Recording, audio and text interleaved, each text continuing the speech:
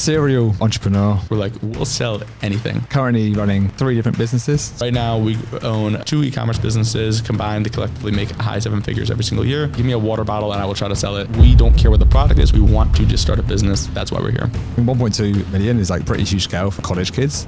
I have like 17 years worth of salary. Clearly, you're never going to make it in this world. I got probably 100 plus death threats that day. Like, people are furious at me right now. No one was helpful. Hi guys, welcome to the second ever in-person interview we've done. We saved this for very special guests. The previous was Joe from Fat Joe. We've got a new one today. This guest is a bit moving away from FBA, which is our general wheelhouse, but when we go off script, we like to go pretty heavy off script, and he has got some FBA experience, which we're going to dive into. But this man, I'm going to give you a quick intro before we dive in, because I think you'll be a bit too humble with what you are. So, serial entrepreneur, currently running 3 different businesses, that's correct? Mm-hmm. You've had exits in the past, you are banging into your fitness, keeping super fit, you travel the world, you do a lot. So is that kind of everything covered, or what else have I missed in the list there? Yeah, no, I mean, that's solid. That's good. That's about it. Okay, yeah. Sweet. So, Connor, your name's Connor Gross.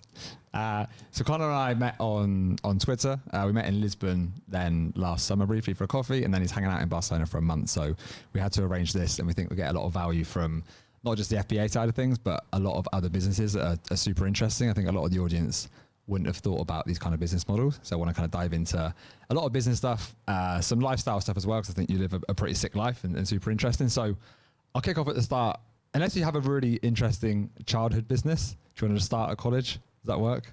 Say again? Do you have any kind of businesses from when you were a child that were interesting, or should you go straight into the college FBA business? Oh, we can talk about this t-shirt business I started. I mean, it's such a nothing. We can talk about the FBA one afterwards. When I was in high school, basically wrestling throughout high school was like the main sport that I was partaking in, right. And tore my ACL and was like, damn, can't do anything. I need to go and like get a job now, essentially, to like pay for some stuff.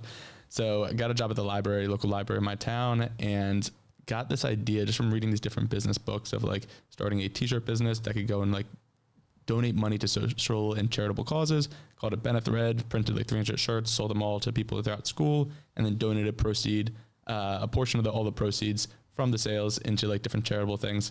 Kind of like my first way of like cutting my teeth with a true proper business in high school. Yeah. And candidly just looked good on college apps too. But that was like I've always been super entrepreneurial, whether it's like trying to go and shovel people's driveways with snow or selling lemonade stands and all of that kind of jazz. Yeah. But all of them were very, very tiny businesses before I started figuring out how to really make money on the internet and use more leverage and not just my time. Nice. That's very noble for someone so young to go do a charitable cause at high school.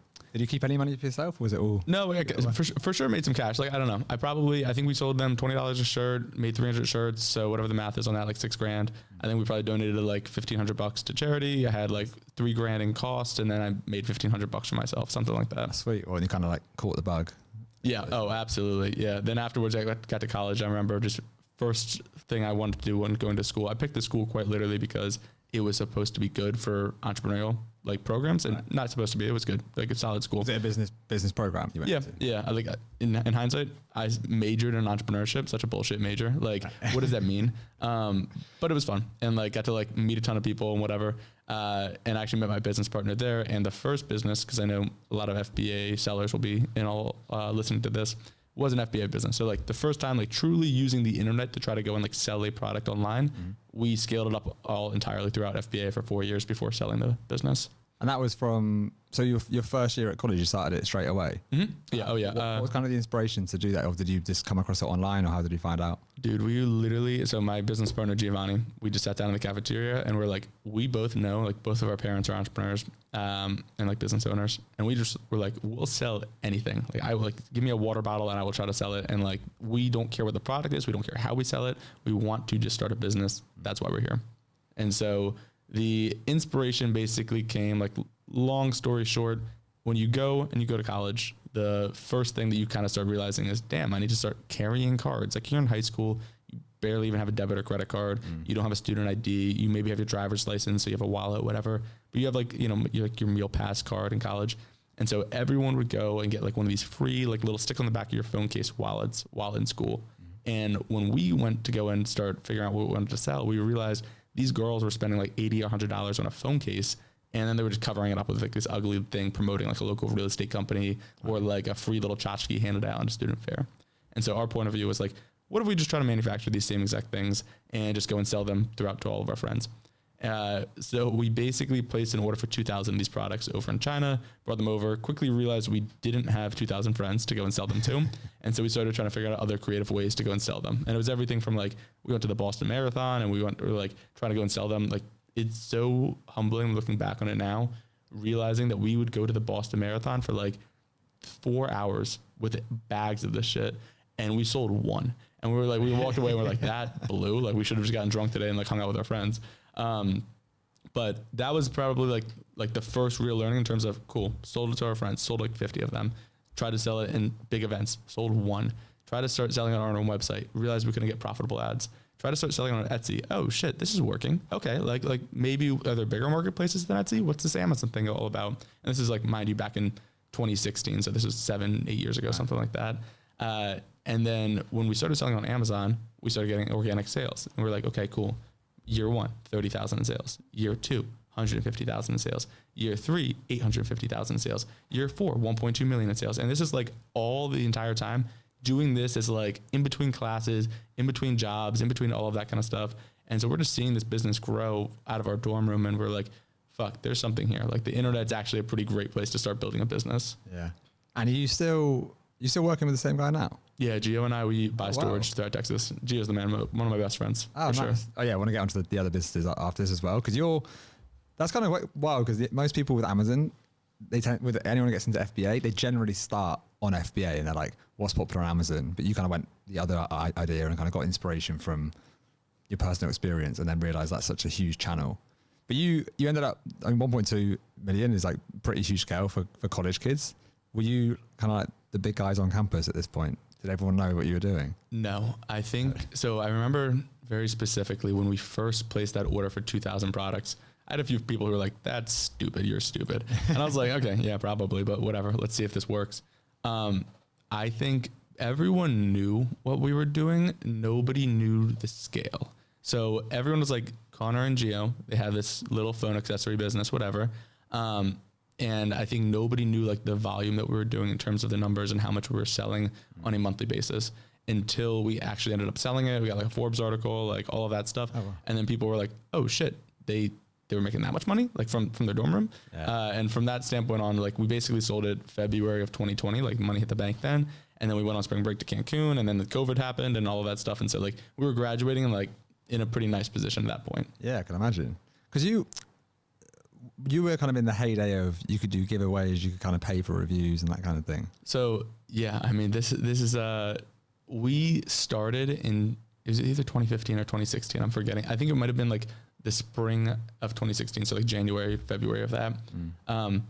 I remember very specifically, we got kicked off of Amazon in the first 3 months of selling products because very simply, we were 19 years old and we're like, let's pay all of our friends to like leave 5-star reviews and whatever. And like, it was just like the most obvious thing in our mind at the time. We got kicked off and we're like, oh fuck, like we got to figure this out. And I remember this is like one of my first lessons in terms of like, be careful who you take advice from on the internet. We got kicked off of Amazon on February, or maybe it was March of 2016. We posted on this forums and we said, hey, listen, we're college students. We are selling these products. Like we asked from our friends to leave reviews and like, now this happened and we're trying to figure out how to go and like submit our appeal. Like what can we go and do to like help our case more? And for the next 3 days, we had all of these different Amazon sellers commenting on these forums, talking about like how big of failures we are, how like they like started looking us up and like finding where we live, finding out what school we go to. They're like, I think like this supermarket is hiring down the street. You guys should be applying down there because like clearly you're never going to make it in this world. And like no one was helpful. It was like probably the least helpful experience that I've ever done. And we finished that and I was like, okay, this is a terrible experience. So we like turned off the forum. We submitted the appeal. We got back on Amazon for the next 4 years. We never had an issue again. But what I realized is like all of those people selling, like no lives, losers, horrible people to try to go and take advice from. And so one of the biggest learnings is like, don't ever try to go and like take advice or like really go and build your business off of like anonymous users who have no skin in the game. Mate, I completely agree because we got banned at the start as well from when we launched on Amazon, and we were in the Amazon. I was in the forums like every day trying to work out, and it's like they take pleasure in the fact that you messed up, and they're like, "Well, you've broken the rules, so you deal with it." And your whole business, you know, I have hundreds of thousands of units tied up, and they just love it. Yeah. But I think the people that are in there, it's like a lot of it's like the blind leading the blind. They're not really, because people that are successful, they're not hanging out in these forums. They're just they're working on the business and doing cool things. Did I tell you, or have you seen online? I think I got like a little bit canceled last month. Have you seen this at all? Yeah. Can we go into that? Is it a tweet you did, right, about earning $500,000 or something? Yeah, it was, no, not quite. It was basically, I made a tweet. It was like, bought a storage facility, raised rents. Raised rents, people moved out and we're upset, but then like now we're 100% full again. And so like anyone in real estate, or like you can take an intro to economics course, will be like, wow, the price is probably still not high enough if the storage facility is 100% filled. That's besides the point. I think maybe I worded it a little bit more aggressively than I should. The point being, it got posted in a subreddit called Anti-Work, and within like 16 hours, it got like 65,000 upvotes. I got probably 100 plus death threats that day. I had people like literally DMing my mom being like, "You failed as a mother to your son." Wow. Like horrible shit. And like, mind you, there's so many like flaws in I think their logic, but my point being, I stopped reading the comments somewhat early in the morning, and I had friends, family, girlfriends, whatever, reaching out to me being like, "Are you okay?" And I was like, honestly, I was a little frazzled in the beginning. Yeah. And then I started seeing all of the other stuff that these people were posting and all of the things that like they thought were good ideas. And what you quickly realize is like the boos don't hurt when you see what makes them cheer. Yeah. Like when you see how happy and how aggressive they get on other topics, you're like, cool. If those people don't like what I'm doing, but they like this other stuff, I don't care, because I feel good about what I'm doing. Whereas if big real estate investors, if people that I look up to started going criticizing a lot of what I was doing, I think it would make me second guess and rethink a lot of what I was saying and putting out there. Yeah, you make you listen properly. I think because Nick Huber is kind of, we'll get into him in a bit, he's kind of similar space in terms of self-storage. Mm-hmm. So Nick Huber, for those that don't know, is Sweaty Startup on Twitter. And he's kind of taken the angle of, he tries to rile people up. I don't think that's your style, right? Was that the intention with the tweet? It wasn't the intention at all. No, I think the fatal flaw is if you use the word raised rent, that is a trigger word that will get you canceled very fast. and mind you, so we bought this storage in Arkansas. We raised the rent from $35 to like $55 or something like that per month. And like the tweet didn't mention that it was storage. So like people might think like, well, you raise rent 50% for someone's housing. I can see how that's a bad look. Right. This is storage. This is people's extra junk that they don't want to go and have in their house. It's $5 a week extra. We raised it $5 more a week, and like people just lost their mind. Yeah. Damn. Do you think it's a tactic you might employ in future to try and get eyeballs? No, not worth it. I think there's better ways to grow. Nice.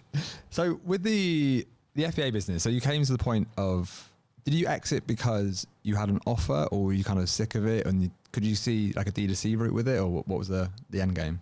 No, we exited because I could not see a D2C route through it. We were selling a $10 commodity product. Right. I didn't think it was ever going to be profitable through ads or acquisitions in that sense.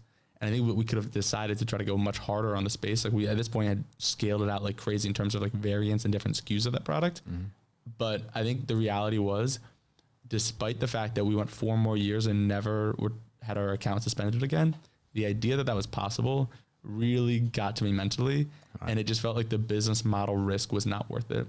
And so it was basically a combination of, didn't see a lot more growth opportunities. I thought that retail might have been an opportunity, but not something that I was super interested in pursuing. Mm. I was really afraid that one day they just turn off the lever. We piss off Daddy Bezos, and then all of a sudden he's like, "Hey, I'm not going to go and give you this cash flow and free customer base anymore." And that sucks. There's a lot of competitors coming into space. And so with those 3 in mind, I was like, this is not defensible. We don't have a good moat here. And I think that there's limited upside. Let's get out. Let's take the cash. Let's put it in something that we see higher upside with. Yeah. Yeah, it makes a lot of sense. I think a lot of Amazon sellers have hardly any defensibility. I think since even we got into it in 2020, the model's changed and progressed, where like now we're doing, say, custom mold products, and you kind of have to go that way now. I think if you just slap it, like if it's a commodity, so you've got a lifespan, you kind of got a year or 2, and then you're gonna die out. And I think during COVID that a lot of those businesses got bought because there was such a gold rush, like Thrasio and the aggregators. But I think now they're not really worth anything, and you kind of it's just leveled up again. It's way more professional, but it's still a level below like D2C for sure. But yeah, the innovation has definitely had to increase a lot. I think it's a great like gateway drug business to kind of get into, right? Like it's you don't have to figure out the marketing side as much as you would on the D2C front. You have to figure out, you'd be really good at product sourcing and product development, and then really good at like operations and management on that front.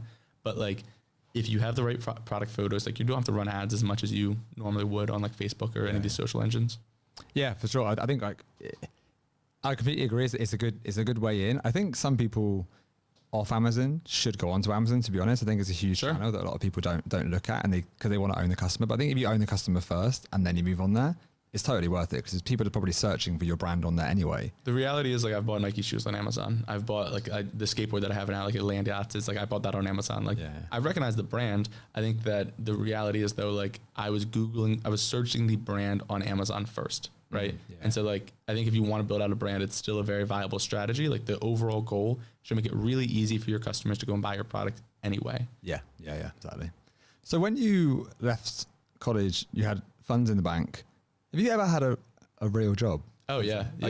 So basically I went to school. Where they had like this co-op program, fancy word for internship, allowed you to go and like leave school for 6 months at a time and go and work for a company. Get paid. It's nice. You go back to classes. You have a little cash to spend while you're in classes. So I had 2 jobs, both software, like sales and marketing roles while in college. I graduated from college, and this is actually something that like I talk about a lot and I think about a lot. Is I got a job right after college, and so I basically got this job because I didn't have another business at the time. I had cash in the bank, but I was like, I don't have cash flow coming in, and that really bothered me. Like as dumb as it is to say, like something that I ultimately led me to quitting the job was like, I looked at my financials and I looked at how much I was making, and I was like, damn, I have like 17 years worth of salary, saved up in the bank. I was like, what am I doing right now? And I was like, I can quite literally go the next 2 decades spending how much I currently spend. And like, I'm not running out of money anytime soon. And so that was like part of the reason that I decided to leave my job. But I got the job in the first place because I was like, I don't have cash flow coming in. I don't have another idea that I necessarily want to pursue right now. And I think like just the social pressure of leaving college and all of your other friends like having something, and you being like, well, I guess I'm just going to sit around and like think of ideas all day. Like it was a weird dichotomy. And like at no point should I have gotten a job for financial reasons. That's not why I got a job. But I ended up working for a manager that I used to work for before. I worked at an e-commerce software company called Privy. And so I was doing marketing for them. And so the cool part about that is you get access to basically like a bunch of like Shopify backend of all of the different merchants. And you can be like, cool, what businesses work? Like what separates a good D2C business from a bad D2C business? And like, what are the ones that are scaling up pretty aggressively? And so from my point of view, I was like, I'm going to go work there for 9 months. I'm going to get really good at the marketing side, which I did. I learned how to do a lot of product marketing, case study development, video work, all of that stuff while someone else was paying me. I was able to go and work on other businesses during the evenings that I knew I can go and use kind of like as a launching pad after I was ready there. And the second that the learning stopped, which I quit 9 months in, candidly, I think maybe I could have quit like 7 months in because like the learning kind of teetered out after that point. I had cash flow, I had another business, I had the funds in the bank, and I had learned a lot more about the e-commerce industry. So I think it's definitely helpful to have a like launching point. I think there's a lot of different things that go into that. This sounds like I'm kissing your ass a bit for an English phrase, but how did you have that much wisdom when you were like 22 or 21? To know that you can go into a job just to learn? Because I think a lot of people, that's a realization that I've had as I've got older, and I look back and wish I'd done that a bit more. Do you think that's because you had the exit, you kind of like your mindset changed completely, or was it the people you were around that affected you? So the reality is that it was tough for me to basically go into a job from a money standpoint. And I only say that because like logically looking at what I had, and this, I don't want this to be all about like money and like post exit, but like the reality is I just didn't need a job at the time for the money. Like the cash flow was nice. But like I didn't truly need it. And so in my mind, I was like, okay, I can go around and find whoever's going to pay me the most and then work this some shitty job where I'm not happy, but like I'm making a lot of money. But I was like, is that going to change my life at all? No, it'll actually probably just make my life worse. So instead I was like, who are the people that I want to learn from? And I think that's another thing, like when deciding where you want to go and work, the number one thing you should probably try to focus on is like, who is your manager? Who is going to be the person that's like you're interacting with every single day? And if you like who they are, that is a good sign. Like you should then pursue that pretty aggressively. And so I was like, I'm going to go and focus on the manager part, and I'm going to focus on the industry. So I worked for some guy, his name's Dave Gerhardt. and Dan Murphy as well. Both of them awesome marketers, really smart guys. They have both since left and are working on their own businesses now. But it was in the e-commerce space. I knew I wanted to get into the e-commerce space more. And so from my point, I was like, I don't need to earn more right now. Right now, I just want to go and learn more and then have basically like a lifestyle type of job where I can go and work in the evenings, weekends, early mornings, whatever, to build my next business. And then once I'm ready to go and launch and do that, I can go and take all the learnings. I can take all the extra capital I have and then go and run my own company. Sick. So do you think now, because having the exit is obviously awesome and it's pretty rare really for someone that young to exit a business. Do you think people say like your mid 20s, do you think the move, say out of college, out of university in the UK is to find the highest learning opportunity you can have while kind of maintaining a decent lifestyle and then launching your own business? Or do you think launch a business, try and get an exit super early, learn, and then take another swing? Depends what your goals are. So like, I think if your goal is to never be employed and like, just like go down the lifestyle route, I would basically try to do everything in your power to like use a lot of the time in college to build that base. The nice part about college is like you basically have 4 years to kind of fuck around and there's no social or societal pressure to go and start making money. The second that you're out, the reason most people get a job is because they cannot stand the idea of being unemployed while all of their friends got a job and their family maybe just went into debt or they went into debt. And like, there's just a lot of social pressure from there. So if you can go and build up a base, whether that is within skill, whether that's a couple clients, whether that is like freelance work while you're in college or starting a business, I think that's the best path. Now, assuming that like, you know, you do what most people do and just party in college for 4 years and then you graduate and you're like, great, what do I do now? Yeah, I would definitely go and focus on trying to go and learn as much as possible, with the focus being how can I go and use this exact skill to go and earn a lot of money for myself 1 to 2 years from now. And I think that honestly starts with a person, not a company. So find somebody on Twitter, LinkedIn, Instagram if you want, and work for them. Don't work for their company, work for them. Right. And then that way you can quickly learn how they are going and making a bunch of money, and you can tap into their network. You can go and learn from them. You'll have direct access to asking them questions. And then when you work for them for 1 to 2 years, then you can go and figure out, great, now I can go work on my own thing. Yeah, that's great advice, man. Do you think college, I'll move on from college in a minute. Yeah. I didn't go. I actually ended up going traveling to kind of figure stuff out. And then I got kind of more hooked on that and then started enjoying life a bit more. But part of me regrets not going just for the 4 years you have just to fuck around, basically. I think I kind of missed out on that perhaps. But do you think fundamentally it was worth it for you going in terms of the network you made and the people, the kind of the ability, the freedom you had to mess around? Or do you think you would have been better suited just going straight into doing your own thing? This will probably go back to the like stuff that we were talking about before we pressed record on like, what's your goal in terms of like, can you do both? Can you like have success and have fun at the same time? The ROI of college question comes down entirely to the network. And so like I've met several business partners now from college. You can't put a number on the ROI on that relationship, right? Like the reality is some of the people that I met in college, we will go on and for the next 4 decades, make tens of millions of dollars together, point blank, like guaranteed, right? So like from that point of view, absolutely it's worth it. Like it is 1,000x ROI. Like it's not even close. But if you want to go and quantify, like, what are you better doing? Like graduating from high school and starting a business right away, or going to college and then graduating from college. Like the reality is I didn't learn anything in the classroom. It's all the relationships. It's the relationships and it's the drive to go and meet and find interesting people and learn and teach yourself a lot of different things. And so I think if you look at college as a way of saying, great, I'm going to learn a ton in the classroom, I think you're probably fooling yourself a little bit. But I would definitely say like invest as much as possible in the relationships while you are in school. Yeah. The other thing I would say that I think about a lot right now, especially I just turned 26 like 2 weeks ago, is what can I do today that I literally can't do 10 years from now, 20 years from now, and 30 years from now? And so the reality is like 10 years from now, I can't really go back to undergrad, or I can, it's just weird. Like I don't want to, and I can't have the same experience, right? No one's going to be like a 35-year-old and then like in undergrad, like going to frat parties. Like that is an experience. It was a chapter of my life and it is over and I'm glad I did it. 10 years from now, when I'm like 35, like I probably can't be going to like Ibiza on like a weekend as much as I would want to go to, or like go and like backpack throughout Southeast Asia and like crash in a hostel and like live on $7 a day. Like I can, weird, don't want to do it. Right. Yeah. And when I'm 45 and maybe 55, right, am I still going to be able to go and do like mountain biking and skateboarding throughout the city and like all of the kind of stuff that I want to go and do now? Is that still going to be possible 10, 20, 30, 40 years from now? Probably not. Some of it maybe, but probably not. And so I think if you ask, is college worth it? I think from a business standpoint, no. Like there's plenty of people who don't go to college that make a shit ton of money. But if you want to go and have that experience and have fun, absolutely.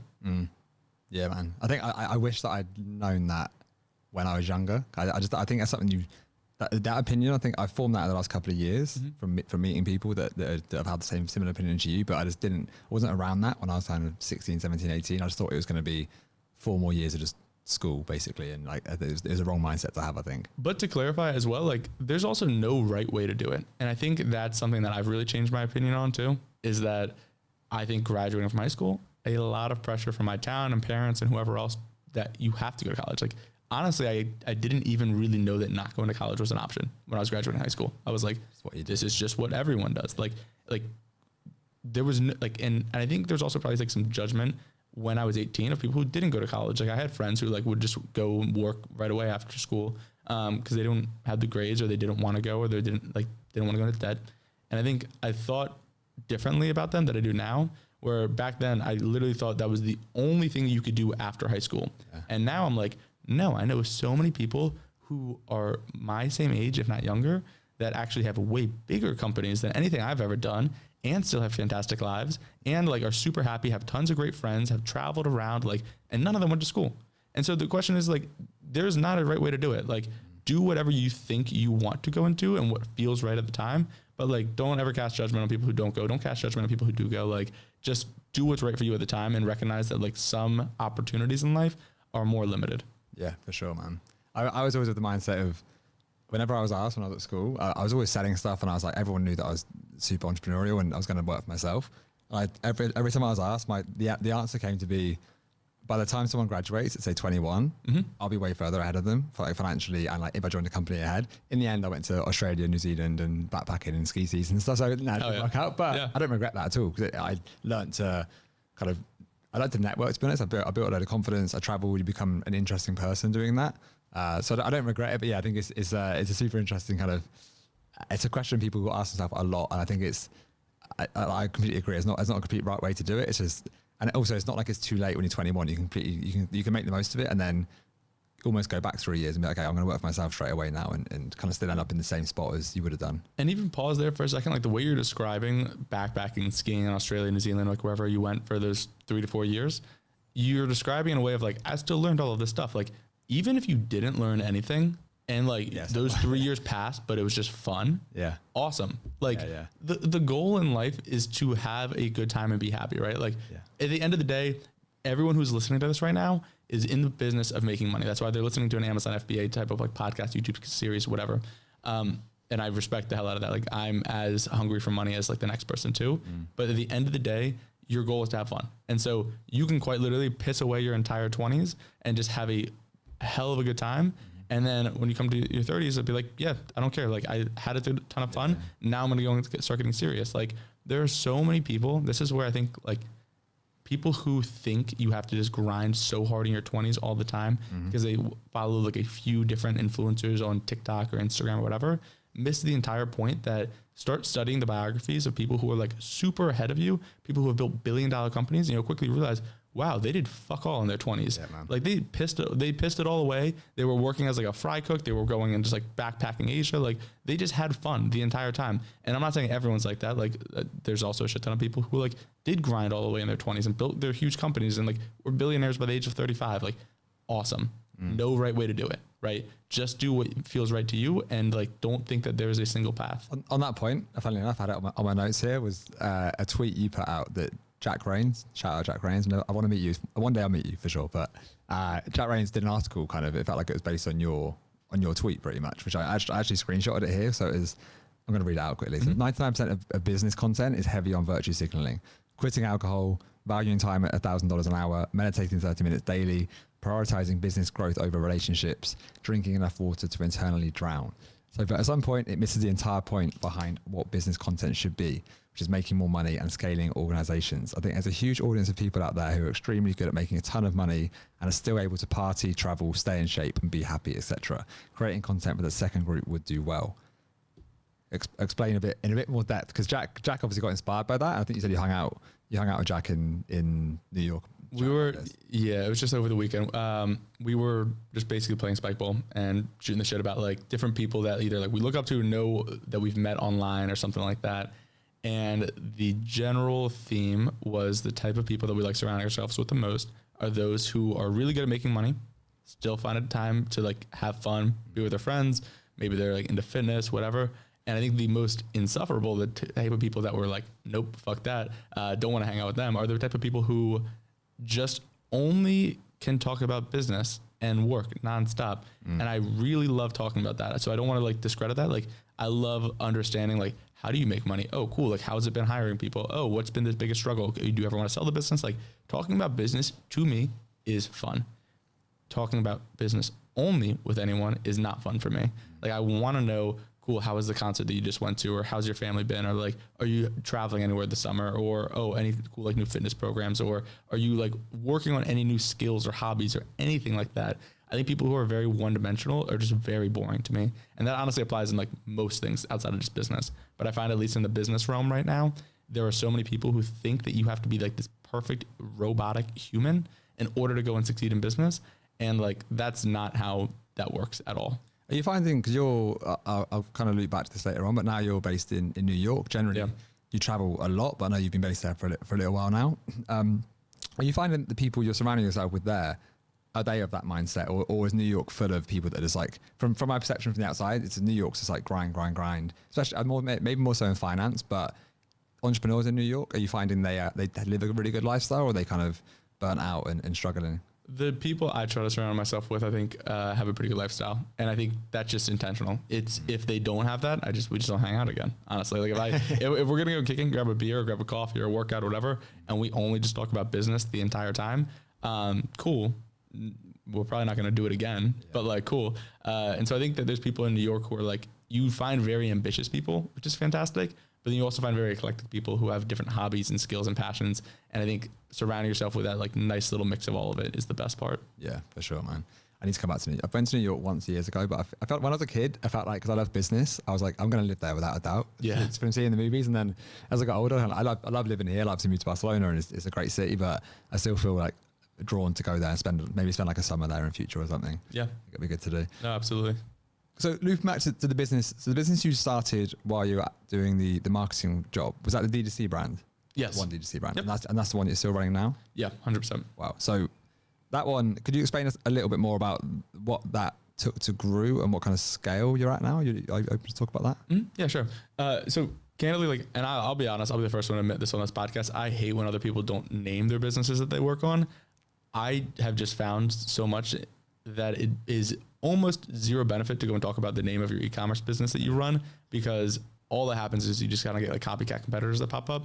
So sorry, but the reality is it's in the automotive space. And we basically go and we started it, and we realized very quickly the only real way to grow D2C brands, the only way to grow them fast is through Facebook acquisition. So if you don't have killer Facebook ads, if you can't go and acquire customers profitably there, you don't have a business. Right. And the reality is, anyone who's listening to this right now who has an SEO driven business and was willing to go and wait the 3 to 4 years for all of that to kind of start kicking in, will turn to me and be like, he's wrong. True for them. But we wanted to go and grow quickly. And so right now we own 2 e-commerce businesses combined to collectively make high 7 figures every single year. And we started them 3 years ago. And so basically I've been scaling that up. At this point now we have a full team on all of it. And so we have like a director of marketing, we have a head of customer service. We've got a lot of different customer service managers and reps based both in the US and the Philippines. And then we'll occasionally bring in like different agencies for email marketing. We have a paid acquisition agency that we work with as well. And I think, and we also have like a design agency who does a lot of our email marketing work as well. Oh, nice. So did you build that out with that structure from day one? Like you wanted to employ people straight away, or did you No. Do it all? No. So this is with my partner, Nick, also for what it's worth for the D2C business. And so we started it all entirely ourselves, and we were basically just running the show every single day. And then Black Friday happened, and we had like basically just 4 weeks of hell, where it was just us each answering like 500 customer service tickets, all while also making sure that like operations were getting fulfilled, and we're able to go and keep our marketing acquisition, like our Facebook acquisition profitable. And like every part of the business. I remember going home and my parents were like, "Oh, come on, Connor, like come out and grab dinner with us." I was like, I can't. Like, people are furious at me right now because like we are missing deadlines. Like, they bought on Black Friday, Cyber Monday, and like they might get it by Christmas. And so we fucked up a lot of stuff that first year. But what that quickly realized and like taught us is after we got out of that fire was like, dude, hire people right away. Yeah. And I think the one thing that I have also kind of learned, because we run a couple different businesses, and so we have like different teams on each business. It's very hard. When I was first getting started and all of the businesses were small, it was very easy to do all of it with like just myself and my partners. As all of them grew, I was quickly like, fuck, I cannot go and like continue to do the workout, have a social scene, travel around, and run these 3 different companies at the same time. Like, my life sucks right now. I was like, I'm just so busy and I hate the state of busyness. Like, more than anything else, I want to like work hard and I want to put in a lot of hours when I can, but I don't want to ever feel busy. Like, I can't do things that I want to do as a result. And so we started hiring people. We started hiring people overseas at first because that's all that we could afford. Then the business grew more and we could start hiring people here in the US, and then like start hiring overseas people for them to their own employee as well. And that changed everything for us because I quickly started realizing when you just hire people who are really smart in a specific field, like I would say I am at like a 6 or 7 out of 10 in like everything. And like, I might think that I'm better at sales and marketing than some people, but in reality, compared to anyone who's actually full-time marketing, full-time sales, I'm a 6 or 7. And so what I realized is like hiring people who self-identify as their job position, people who are like, I'm a marketer, I'm a customer success manager, I'm an operations manager, I'm a head of acquisitions, like whatever the role is, bringing them in, they're just going to do a better job than you can. Yeah. And they're going to put in more time into that specific role than you ever could. And so that's been our thing. It's like, we will aggressively hire every role. We look at usually like 500 candidates minimum, and like not interview, but like 500 applications. And then when we fill the role, we just let them run the show. We're like hands on with them, like kind of guiding them through like the first 90 days, and then they run the show. And now it's been a lot more like the businesses are bigger, they're more profitable, and I don't have to go and stress out about things as much because I know that somebody else is handling the bulk of it. So that's been like the biggest hack for me in the last year. Mate, we're myself and Alex, so literally having this discussion yesterday because we're going to hire people for both the FBA business for the kind of for the brand we're building there, and then for Honest FBA as well. Like we're leaving so much on the table because we're just spread too thin, and like I'm really excited now because I'm poor at removing myself as a bottleneck from the business. I'm busy. I'm just literally I'm that person. I'm busy all the time, but it's not allowing me to take a step back and think things through properly. So I'm super excited to do that. But did you have that kind of platform and the structure with, say, the D2C business, and then you applied that to the self-storage, and then we haven't even mentioned the third business you do, which is land flipping.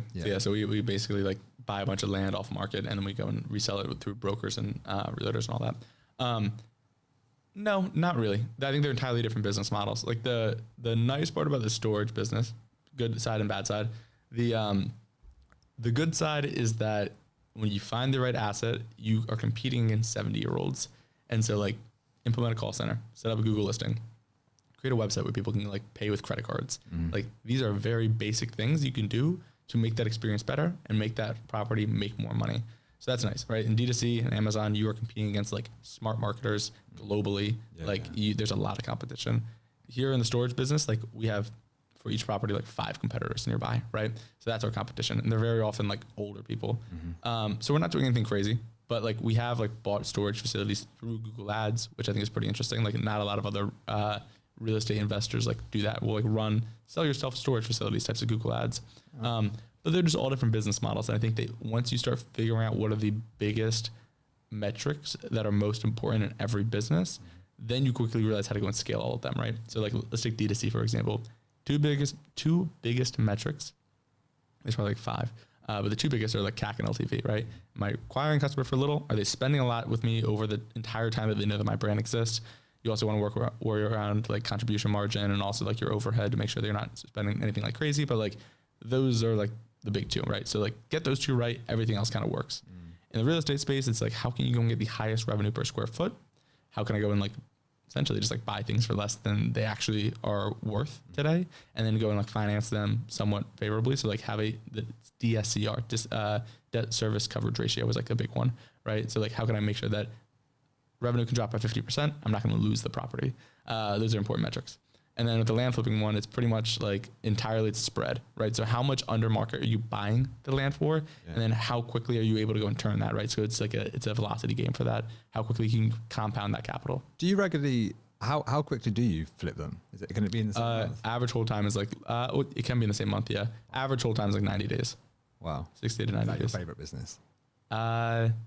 No, I think the D2C one's my favorite because like it's most creative. Yeah. Do you, running 3 businesses, do you, and you've got teams that report into you. So do you give yourself, say like, right, Monday, I'm thinking about D2C, Tuesday, I'm thinking about this, or do you kind of schedule in meetings with the team leaders, or how do you run that? Yeah, no, usually like it's just all on all the time. Cause that's the one thing too, like nobody wants to work at a business where like you can't get access to somebody on a certain day. And so like, if I say like Mondays are D2C, Tuesdays are storage, Wednesdays are like land, right? It's like, okay, how would the storage team feel about me not giving a shit on Monday or Wednesday or Thursday? And then, they get me Tuesdays and Fridays. That's not really motivating from like a team lead standpoint. Truthfully, I haven't found a good way to do it. Like I would love to jump on a podcast and be like, here's the exact schedule and the exact breakdown. No, the reality is like, it's just a lot of answering Slacks and emails and jumping on calls when you can. It's just a lot of work. I feel like there's a lot of like time management porn in the business space where you watch videos. I'm like, this guy's got it cracked. I'm like, and then afterwards I'm like, is that real? Like, like I tried to make a calendar a few weeks ago. Like I scheduled out my whole week. I fucked it up on Monday morning, 9 a.m. I fucked it up and I was like, wow. And then I kind of felt bad about it. And I was like, this doesn't work for me. I can't be that strict. I can put like blocks of time in, but yeah. Want to know what you should do? Like, no, I'm not saying you, like anyone who wants to take advice on productivity or like learning how other people like are doing their hacks. If anybody ever tells you something that's working really well for them in terms of productivity, in terms of anything, even fitness, whatever, right? Ask them how long they've been doing it for.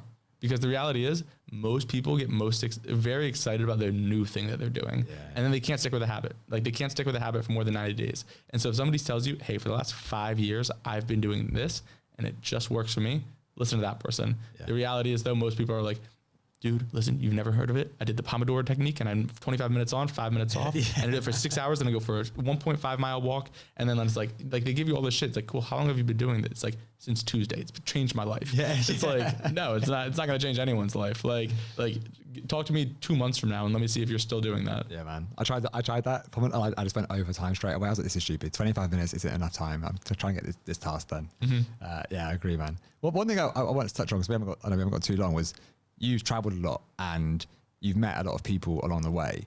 Do you put do you make an effort to go to places and then immediately network with people that you think are good to meet, or do you just kind of, you're like drawn to them, you kind of come across them because they're doing a similar thing to you? When you go, say, when we met in Lisbon last summer, did you go there with the intention of, you're going to meet some pretty cool people there because you've seen people online that are there that are doing a similar thing to you? Or is it calculated at all in that No, sense? never calculated. Like, honestly, I can go to Romania and not know a soul in Romania, right? I think for me, it's just, I want to go to the place. I want to do the things in that place. And then if I can go and meet interesting people while in that place, cherry on top. And so I think that's some of the benefit of like Instagram and Twitter. Like, honestly, I don't have any social media on my phone right now. And if we want to talk about, so if we want to talk about like the whole, like how long you've been doing it for, I haven't had social media on my phone for 3 months, right? So like, it's been working for me. Secret for that, in case anyone wants a little like hack on that, and it's been working for me for the last 3 months. Ask me in maybe 3 years from now if it still works. If I want to post something, I download it, I post it, and then I delete it. I still can check social media on like all like my laptop and whatever like that. So I don't really give myself too harsh of rules there. And then I have like a habit tracking app that I use. Right. And so at the end of the day, one of the things is like no social media on phone. And I just like tap it as green or red if I break it. Like if it's red, if I like downloaded it, posted something and I didn't delete it, and I was scrolling later, I'll post it as red.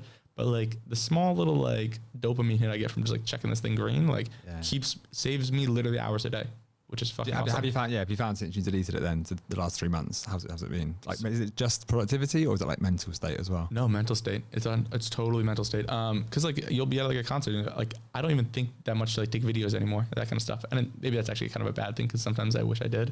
But no, it's a screen time thing. So like, what's your screen time?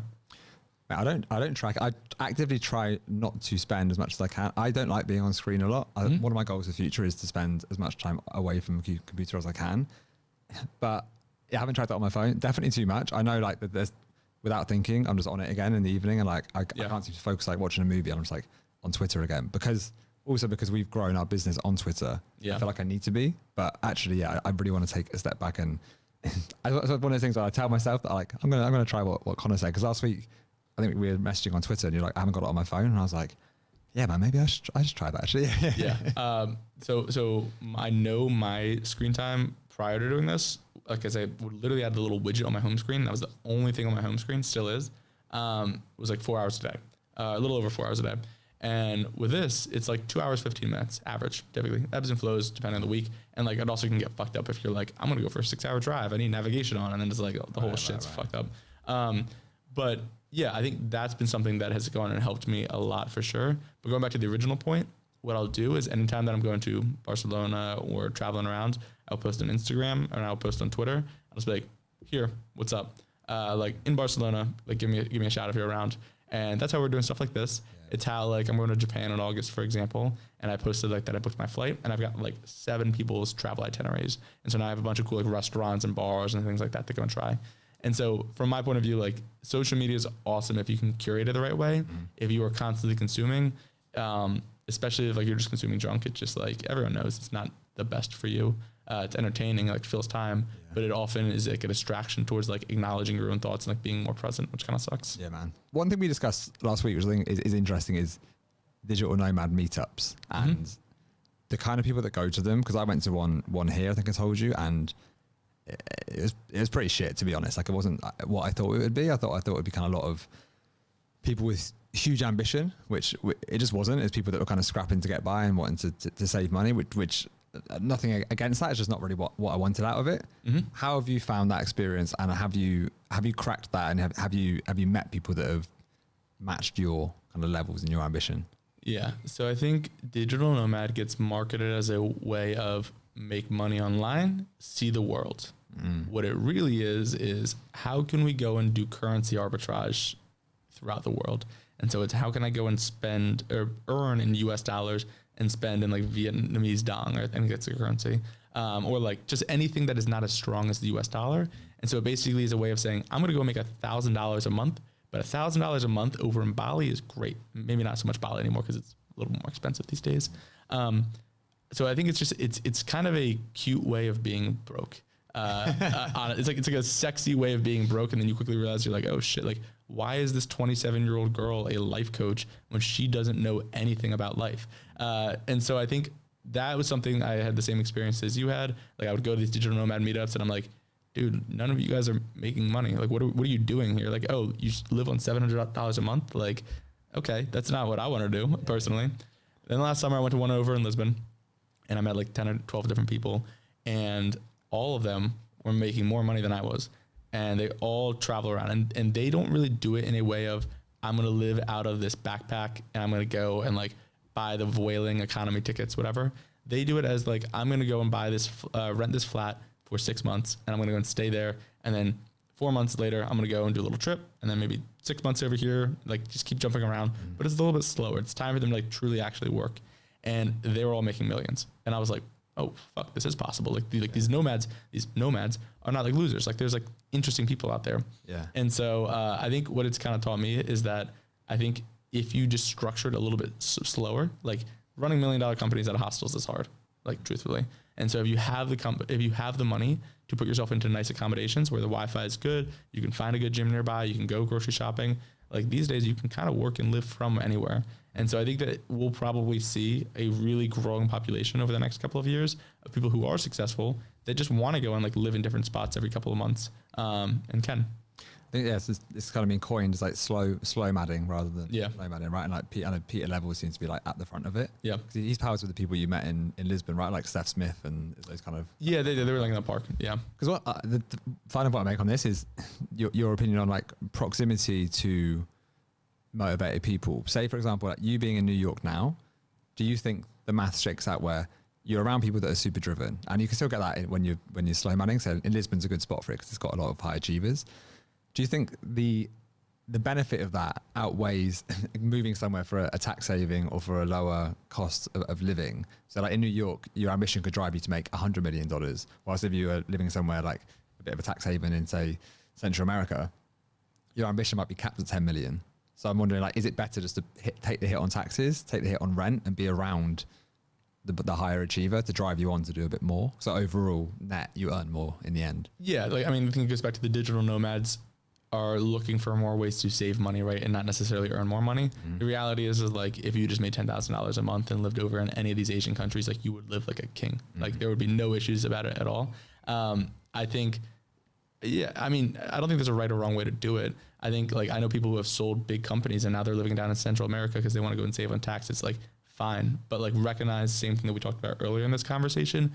That is like a lifestyle choice. Like, if you were in your 30s, you sold your company for $100 million and now you're living down in like Panama, like, do you want to be living in Panama? Like, is that worth the 10, 20, $30 million more that you would be making, or that you'd be earning by deferring in taxes? To some people, yeah. To me, I don't know. I haven't gotten to that situation yet. Yeah, fair enough, man. The very last point I want to touch on is your business brainstorms newsletter, which everyone should subscribe to. It's awesome. I really like the Portaloo idea, the business I've thought of that for a long time. It's kind of on the back burner in my mind for future. Would you take that as a business opportunity? Like, this, by the way, guys, this is like hiring Portaloos to any event, basically festivals and concerts. They all have these Portaloos that get kind of jet washed out. They're pretty cheap. The payback period's really short, I think you said. Would you consider that as an option? I think if you have a lot of capital, yes. If you don't, I think it gets expensive. Like, any of these equipment rental businesses get pretty expensive pretty quickly to scale. I think the high end ones are the better ones to do. So like, and you call them Portaloos. I don't know what your audience is, but like in US, porta potties, right? Yeah. Like, same thing. I think trying to compete against like construction sites, very difficult, because like, they're just cheap and you're competing against like United Rentals and a lot of those big guys. But if you can find a way to get like the nice high end ones and then go and cater car shows or go and cater like country club, like golf outings, whatever, you can charge a high premium. They're like a one event kind of thing. You hire people to go and do all the contracts set up on the weekends. You probably make like $20,000, $30,000 depending on how many pieces of equipment you have, and you can scale it pretty quickly. But I think your bottleneck is going to be how many of these assets can you go and buy and deploy, and that can get a little capital intensive. And is the biz brainstorm, because that to me feels like it's the most unsexy business maybe that you could do. Is that where your interest is? Do you prefer just like you're looking at figures, you're looking at kind of operations rather than chasing after the sexy kind of tech startup? No, I want it all. Like, I want the sexy stuff. I want the boring stuff. I think like this week's version that's going to go out, I just wrote it this morning, is all about how Apple accessories are like a goldmine business, because in reality, like, two things are true. Apple spends billions of dollars on marketing to get people to buy their products, and Apple's accessories suck shit. Like, anyone listening to this right now knows that they probably don't have an Apple iPhone case on right now on their iPhone. Right. It's usually another brand. And so with their new Vision Pro product coming out, like, I think there's probably a lot of opportunity if you want to today, and for an Amazon space especially, right? Like, start launching Vision Pro like lens cleaners, right? Like, start launching Vision Pro carrying cases, Vision Pro like head straps, things like that. You need the specs for the last one, but like for a lot of those you can do that. Found a business last week that does like just furniture for fire stations, right? And so I think like that's an interesting niche as well. You can get custom, you can realize like really go and cater and like target the niches. So no, not sexy. Sorry, not just boring. Like, I'm down for the sexy businesses all along too. Like, last week, I think I wrote about how there's a company that sells you the ability to recreate your signature, and they hire like calligraphy experts. Yes, about that. Yeah. And you buy it for $200, and it's like a digital service that you can just get on Fiverr for $10, right? And so like, I want to find everything and like ways that people are making money that no one really thinks about. And then I read about like different lessons and stuff like that I learned as well. Must be hard when you see that many good ideas and you have the means and the ability to launch businesses. It's like, how do you stop yourself kind of like launching like 100 businesses? I just want to partner with different people and just start launching stuff left and right. Yeah. That's awesome, man. Well, look, I know we've probably pushed for time there. That was great. I think guys would have got a hell of a lot of value from that. Maybe next time we'll do this in New York. I can come and see you there and on the podcast. Where can people find you? Twitter, Instagram? I know you've deleted some social media, but you are active on Twitter as well. So what's the best spot for people? The best spot is just at @C_GRO, at C_grow. And then bizbrainstorms.com. Awesome, man. I'll put all that in the show notes below. Subscribe to the newsletter. It's really good. I've shared it to a lot of people here now, and they all loved it as well. So yeah, definitely sign up. That's it for this week. I will catch you in the next one. We're going to do more of these when Alex is back from his kind of hiatus in South America. I think he's going to be here in the summer. Although I'm also then going to Central America, so it's not a great thing. But yeah, we'll do more of these, and like and subscribe, all that good stuff, and we'll catch you in the next one.